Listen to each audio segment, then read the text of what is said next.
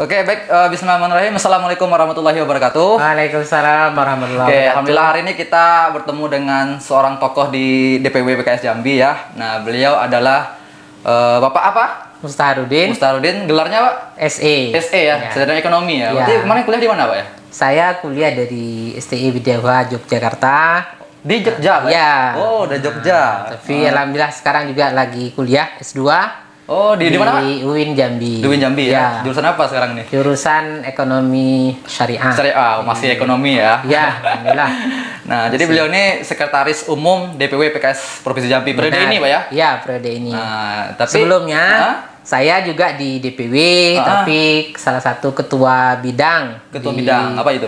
Ketua bidang pembinaan umat atau namanya BPU di DPW. Oh. Satu periode. Iya, iya. Nah, tapi sebelum itu lagi saya jadi ketua DPD PKS Tebo. 2 periode. 2 periode. Nah, itu udah lama juga ya di PKS ya. Ya, terus sebelumnya juga sebelum ketua DPD saya juga pernah jadi pengurus DPW di Jambi. Oh, berarti pernah DPW dulu, habis itu nggak lagi dapat nama? Iya, saya DPW dulu sekitar 2 tahunan atau 3 tahun. Dari saya ke Jambi itu tahun 2001 dari Jogja ya? Dari Jogja, kemudian saya pindah ke Tebo itu 2006 sampai sekarang ya? Ya, sampai sekarang. Luar biasa. Jadi di antara 2001 sampai 2005 saya pernah jadi pengurus DPW PKS Jambi. Nah, itu di bidang apa Pak? Dulu namanya ada bidang daerah dakwah namanya untuk wilayah barat. Jadi apa namanya, untuk mengelola PKS di wilayah barat, wilayah Tebo, Bungo, Merangin, Sarolangun, Kerinci. Waktu itu masih Kabupaten Kerinci. Oke. Berarti emang dari bidang dakwah DPW, habis itu DPD dulu ya, DPD lagi, habis itu DPW lagi, masih lagi ke bidang dakwah lagi. Berarti harusnya pakai peci ya. Tapi emang kalau PKS tuh nggak mesti pakai peci terus Pak ya. Nah. Jadi insya Allah masih bisa kita santai saja ya. Nah. Baik. Jadi tadi kan sempat diomongin nih. Jadi Bapak Mustaharudin ini beliau sekarang masih tinggal di Tebo, Ya benar, saya masih tinggal di Tebo. Iya, jadi bolak-balik ya, jadi. Ya bolak-balik. Saya hampir seminggu sekali ke Jambi, kecuali ada urusan kantor ya, berarti kadang ya seminggu 2 kali. Oh, Masya Allah. Ya, alhamdulillah masih sehat. Alhamdulillah ya. Tebo itu berapa jam ya? Dari Jambi ke Tebo itu? Ya, perjalanan sekitar 4 sampai 5 jam. Yang jelas kilometernya 200 km. Oh, jadi emang ya hanya untuk datangin, untuk ngurusin DPW yang ada di kota ini, beliau rela-rela dari Tebo ke Jambi untuk mengurus DPW ya? Ya. Jadi hanya untuk rapat malahan itu kan? Ya. Masya Allah, ini patut kita acungin jempol ya. Ini bentuk komitmen kita. Betul. Masyarakat Jambi. Ya, baik. Jadi meskipun jauh, insya Allah kalau dikasih amanah, siap ya, insya Allah siap. Oke Pak, jadi kita kan hari ini mau ngobrol-ngobrol sedikit tentang apa ya, Pak Mustaharudin ini siapa sebenarnya itu kan, dan juga apa sih yang beliau lakukan nantinya ke depannya untuk PKS ataupun yang sudah dilakukan. Nah, kita bicara itu pada sore hari ini gitu. Nah, sebelumnya saya mau nanya sedikit lah tentang Pak Mustaharudin. Tadi juga sudah sempat disinggung sih perjalanan beliau selama di PKS selama ini ya. Mungkin bisa nggak ceritakan lagi gimana tuh awal-awalnya bisa nyampe ke PKS gitu. Ya. Baik, saya dulu ketika kuliah aktif di kegiatan keagamaan. Karena saya latar belakang sekolah saya dari pesantren. Dari pesantren Pak ya? Saya dari pesantren Mustawiyah Purba Baru, Sumatera Utara. Wah, dari Medan lagi? Iya. Wah, jadi muter-muter nih. Iya. Oke, jadi saya memang di Tebo, di kampung, di tempat lahir itu cuma SD. Jadi sanawiyah aliyah saya sekolah pesantren sekitar 7 tahun.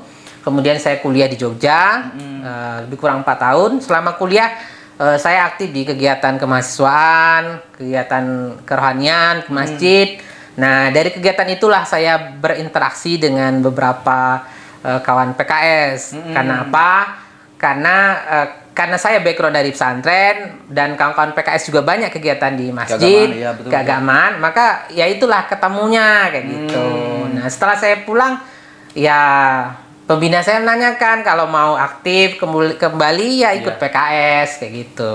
Oke. Maka ya alhamdulillah sampai ke Jambi saya ikut aktif di PKS. Oke, luar biasa ya. Jadi emang dari awalnya dulu aktif di sebuah organisasi gitu kan, yang keagamaan ya. Iya. Lalu ternyata lebih nyangkleknya di PKS gitu Iya. kan. Jadi apa? Ngalir ya. Iya. Oke, jadi apa nggak ada milih partai lain, kenapa mesti PKS itu kan? Nah, itu kira-kira apa itu ya? Filosofinya. Ya, itu tadi saya sampaikan, saya memang dari sekolah dulu aktif di organisasi. Saya ceritakan dulu ya dari Iya, awal. iya. Karena saya dulu pernah jadi ketua di organisasi anak Bungo Tebo, namanya IPMJAS kalau di pesantren itu. Saya pernah sampai ketua. Kemudian juga saya pernah juga ketua GPMPJ kalau dulu namanya di pesantren saya itu, ketua Apa itu? Kepanjangannya apa itu? Gabungan Pelajar Mustafaiyah Purba Baru Provinsi Jambi. Oh, Jadi di pesantren saya itu ketua anak Jambi lah bahasanya Iya, kan. iya, iya. Jadi memang sudah aktif di organisasi ketika sekolah. Jadi ketika di kuliah ya kita kan karena memang aktifnya Aktif, ya, betul. kegiatan dari sekolah. Tapi juga karena berbasis pesantren, berbasis masjid, ya, betul, kegiatan keagamaan. Karena itulah di PKS ini kan tidak hanya organisasinya, Ya, tidak ya, ya. hanya kegiatan politik ANSI, tapi juga ada kegiatan keagamaan. Nah, inilah yang membuat saya connect ya, cocok dengan partai PKS. Kenapa saya kemudian bergabung dengan PKS? Iya, iya, iya. Jadi menarik juga nih kan dulu kan aktifnya di keagamaan, habis itu sekarang di perpolitikan. Nah, sekarang saya mau ngasih pendapat nanya deh. Menurut Bapak tuh kenapa sih Muslim tuh apakah memang penting mengenal politik? Nah, itu bagaimana, Pak? Iya, ini juga pertanyaan banyak orang gitu. Iya. Kenapa seorang Muslim harus berpolitik, berpolitik gitu kan? kayak gitu? Karena memang kalau kita tidak berpolitik, pasti politik itu diambil orang lain. Ketika kita tidak mau mengurusi umat, Ya. orang yang mengerti ketelas agama itu tidak mau mengurus umat, maka orang lainnya akan mengurusnya. Betul, Orang betul, lain ini bisa orang yang tidak suka terhadap agama kita, boleh jadi orang lain yang tidak suka terhadap Islam gitu kan. Nah, maka itulah kewajiban kita yang ngerti tentang agama ini harus kecimpung dengan politik ini gitu, supaya ya secara perlahan kita perbaiki mana yang bisa kita perbaiki. Paling tidak mengurangi dampak negatif dari betul. kebijakan yang diambil oleh yang orang-orang yang tidak suka terhadap agama kita. Oke. Itu. Dan sekarang kan Bapak juga sebagai anggota DPRD, Pak ya? Ya. Di DPRD mana, Pak? Saya di DPRD Kabupaten Kabupaten Tebo, Tebo ya. ya. Itu di fraksi apa? Di komisi berapa? Nah, kalau saya di Komisi 3. Komisi 3. Ya. Itu berhubungan bidang dengan apa, Komisi 3? pembangunan dan infrastruktur. Wah, berarti emang jadi itu ya pentingnya kita sebagai seorang Muslim kalau kita bisa berpolitik kan minimalnya nanti di bidang apa tadi? Bidang infrastruktur tadi. Iya. Bisa kita yang insya Allah memiliki background Islam, kita bisa masuk di situ gitu ya. Ya, paling tidak hal-hal yang bisa kita minimalisir kayak gitu kan. Iya. Tentang pembangunan itu yang negatif ya kita perlahan-lahan ya kita perbaiki kayak gitu. Ya, oke. Jadi mungkin seperti itu ya bisa dijadikan bahan renungan lah ya. Iya. Bahwasanya Muslim ini tuh nggak hanya fokus di peribadah saja, Iya, gitu ya. Jadi iya. politik juga mesti melek gitu kan.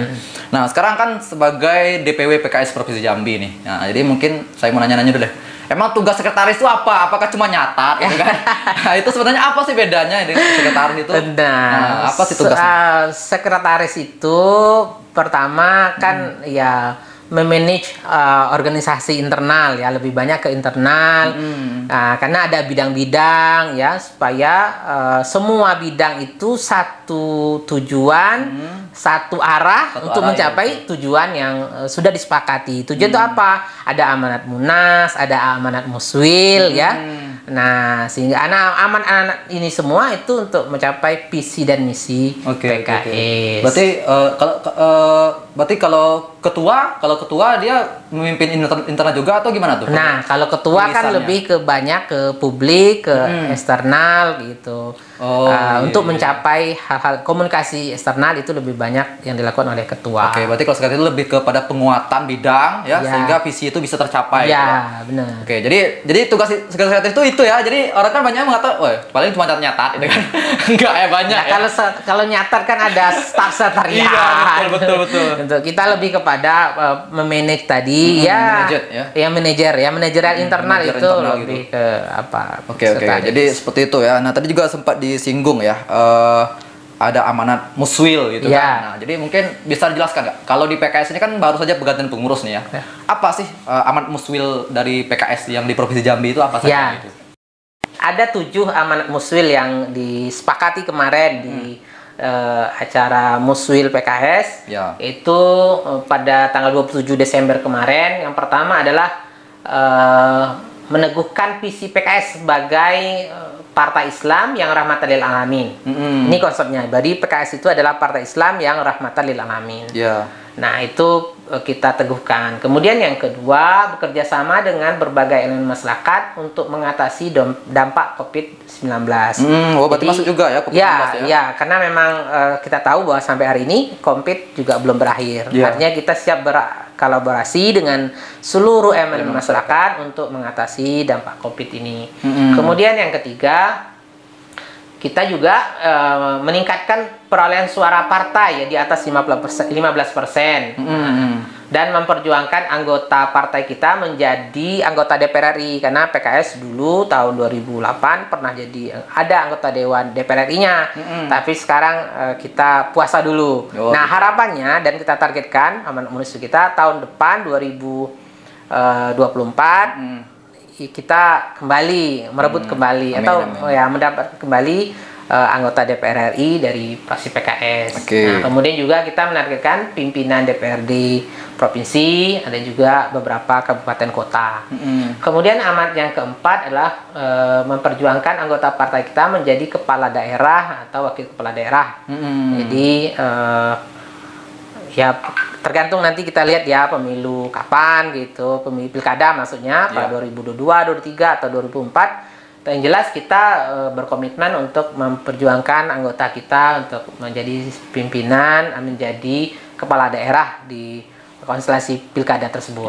Kemudian yang kelima, amanat muswil kita adalah terbentuknya pusat pelayanan konsultasi keluarga. Jadi yang unik di PKS ini tidak hanya mengurus masalah pendidikan saja, tapi juga masalah keluarga. Alhamdulillah walaupun belum sesuai dengan yang kita harapkan, tapi juga kita sudah selama ini sudah ada tiap kabupaten pusat konsultasi keluarga. Dan harapannya ke depan kita bisa lebih optimal. Nah, jadi kalau silakan masyarakat kalau ada bermasalah keluarga yang bisa kita bantu secara bersama ya, kita selesaikan khususnya masalah rumah tangga ya. Insya Allah PKS dengan beberapa konsultan keluarga siap untuk membantu. Termasuk kalau juga masalah hukum yang berhubungan dengan keluarga itu ya. Insya Allah gitu kan? Ya, kita insya Allah bisa kalau ada ini. Intinya kita insya Allah siap melayani masyarakat dengan bidang-bidang kita yang ada. Kemudian yang ke-6, kita memperbanyak pelatihan dan keterampilan bagi generasi muda. Ini juga potensi muda kita yang cukup besar dan luar biasa. Nah, kita sekarang bentuk pelatihan ya, tidak hanya teori-teori tapi juga praktek. Dan insya Allah ini akan 5 tahun yang akan depan yang akan kita lakukan. Nah, kemudian yang ke-7 adalah memperjuangkan pengarusutamaan keluarga, ketahanan keluarga dan pemuda. Artinya memang kita juga concern kita tentang ketahanan keluarga. Kenapa? PKS menilai bahwa sebuah negara akan kuat, kokoh ketika keluarganya juga akan kokoh. Nah, memang hal yang terkecil dalam rumah tangga itu adalah keluarga. Tapi permasalahan besar akan bisa selesai kalau rumah tangganya bermasalah.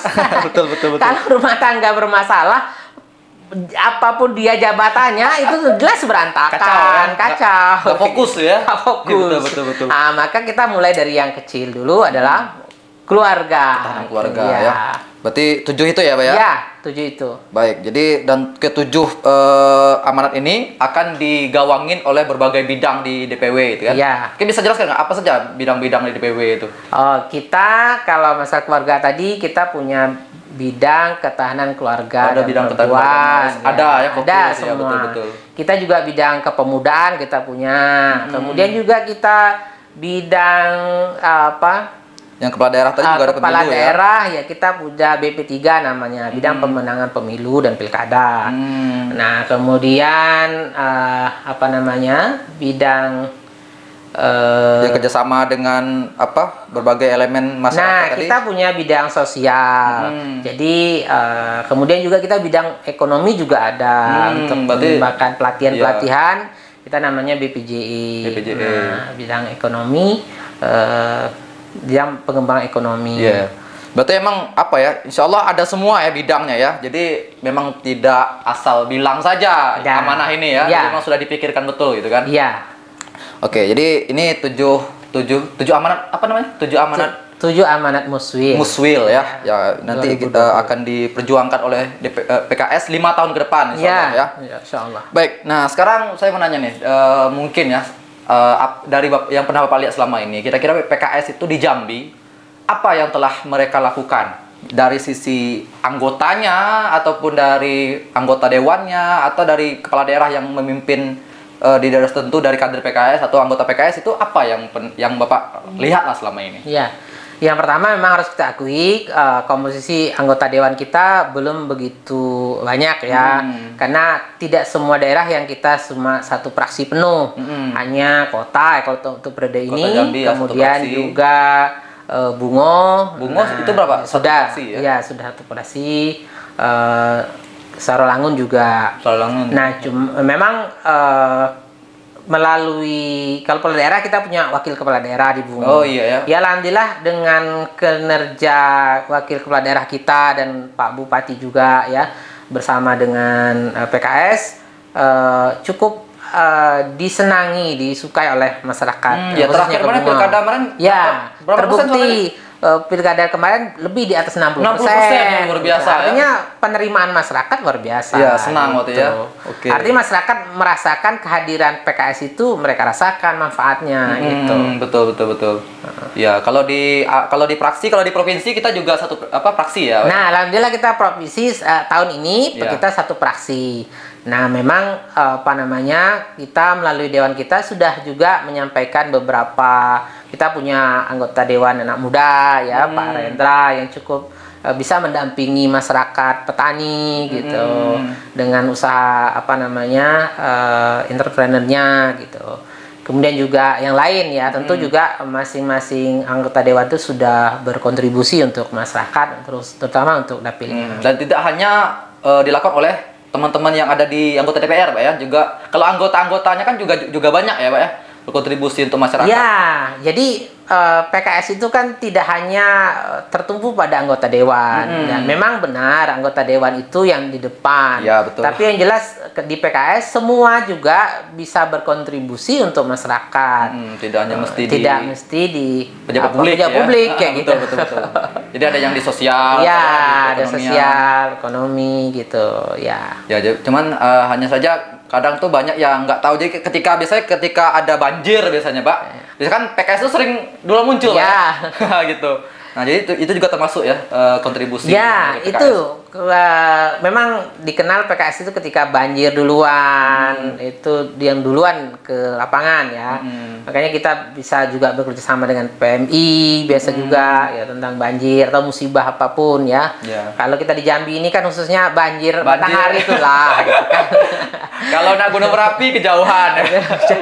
Kalau tsunami jauh ya. Itu yang sering terjadi. Dan alhamdulillah juga mungkin masyarakat Kota Jambi merasakan lah ya. Sering saya juga dulu waktu di Jambi saya juga pernah di Telanai, ketua DPC dulu Telanai juga ketika banjir kita adakan pemeriksaan kesehatan gratis. Ya, bakti sosial ya. Nah, itu. Memang jadi sering muncul ya. Makanya PKS itu sering muncul ya karena emang DNA-nya itu pengen apa ya? Pengen berbagi terus, kebaikan terus kan. Dan tidak hanya di pemerintahan saja. Karena kita kan tagline kita bersama melayani rakyat. Artinya memang ketika masyarakat bermasalah, kesusahan, ya kita berusaha semaksimal mungkin untuk membantu mereka. Tentu juga dengan keterbatasan kita yang ada, kita membantu mereka gitu. Baik, jadi emang jadi PKS itu memang kalau dari sisi tidak hanya dari sisi kepartaian mereka bergerak, tapi memang juga anggota-anggota itu memang kadang membuat sebuah kajian gitu Pak ya tentang pelatihan-pelatihan. Kadang tuh mereka bikin secara mandiri ataupun bekerjasama dengan partai. Nah, jadi seperti itu ya. Nah, kemudian kita akan tanya lagi nih. Nah, selama di PKS nih, kira-kira apa namanya, hal unik ya, pengalaman unik yang dialamin, atau ketika mau nyalek kemarin, atau apapun lah itu, pengalaman unik selama di PKS apa yang Bapak pernah alami? Pengalaman unik yang pertama nih, kalau nyalek itu saya sudah nyalek yang ketiga baru jadi anggota dewan. Jadi Masya Allah.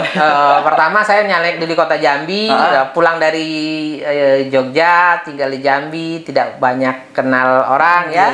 Disuruh nyalek ya, tapi karena ini disuruh partai ya kita jalan saja. Alhamdulillah kita bisa di dapil saya waktu itu, Dapil Telanai, bisa mengangkat ya Pak Zayadi ya sebagai anggota dewan. Waktu itu beliau jadi ketua DPD. Nah itu alhamdulillah selama ini belum pernah anggota dewan dari PKS ada dapil itu. Ketika tahun 2004 itu alhamdulillah jadi gitu ya. Itu juga senang sendiri dalam segi politik ya. Betul. Nah cuma setelah itu saya nyalek di Tebo ya juga ya pulang ya, baru pulang, belum banyak kenal masyarakat. Nah cuma yang lain yang saya berkesan itu di PKS itu ada namanya kemah ya. Kalau bahasa di PKS itu kepandu mukoyam ya. Kalau kemah Nusantara. Kemah Nusantara. Betul. Nah waktu itu Kemah Bakti Nusantara kami menjalan mungkin hampir 15 kilo di Muara Siau. Merangin. Jadi Merangin. Jadi berangkat dari jam 10 pagi sampai ke atas itu menjelang maghrib ya, ke puncak bukit gitu. Capeknya luar biasa sebenarnya. Dingin juga musim hujan. Oke.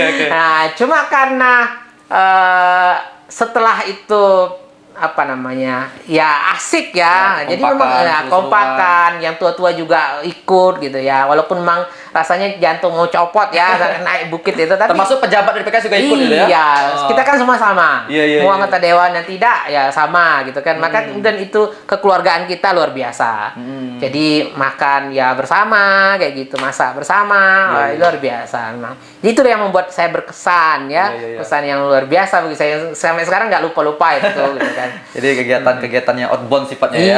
Iya. Jadi kalau nyalek kemarin kan ini bisa menang nih kan. Kira-kira gimana tuh perjuangan anggota-anggota di situ, atau gimana bisa menang?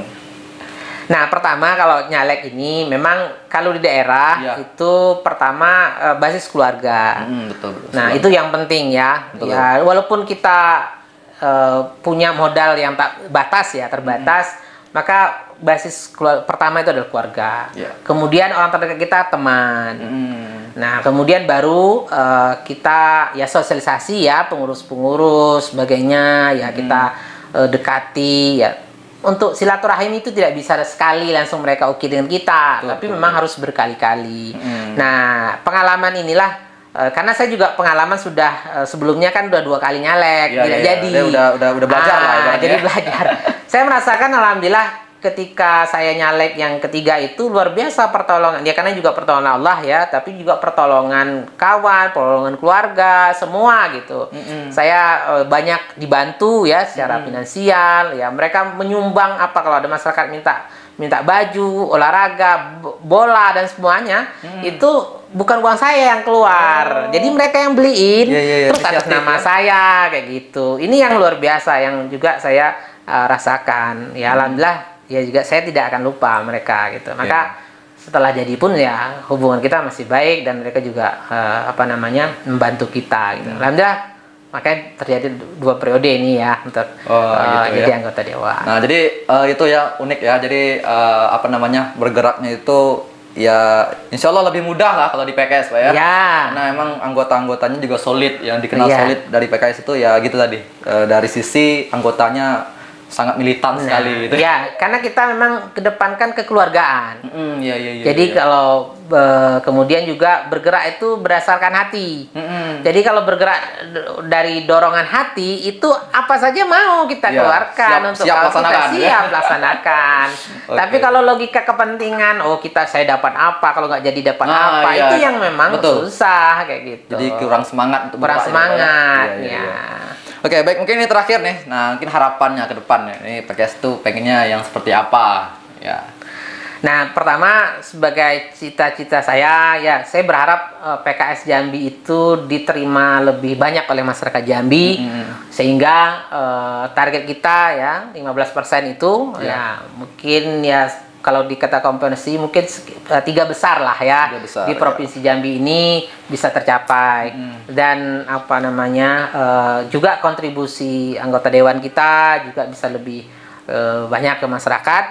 Dan saya pikir masyarakat Jambi rasional dan juga bisa berharap banyak dengan PKS, dengan kader-kader PKS, dan harapan ini juga dukungan dari masyarakat betul-betul sangat kita harapkan. Mudah-mudahan ke depan kehadiran kita bisa apa namanya bisa dirasakan manfaatnya lebih oleh masyarakat Jambi. Oke, baik ya, terima kasih atas pemaparan yang begitu panjang sekali. Jadi insya Allah kita bisa dapat pelajaran yang banyak dari Pak Mustaharudin ya. Terima kasih Pak ya. Terima kasih. Oke, baik, mungkin itu saja teman-teman semua yang menonton video kali ini. Insya Allah kita kedepannya akan kita bertemu dengan narasumber yang baru, yang lain lagi ya.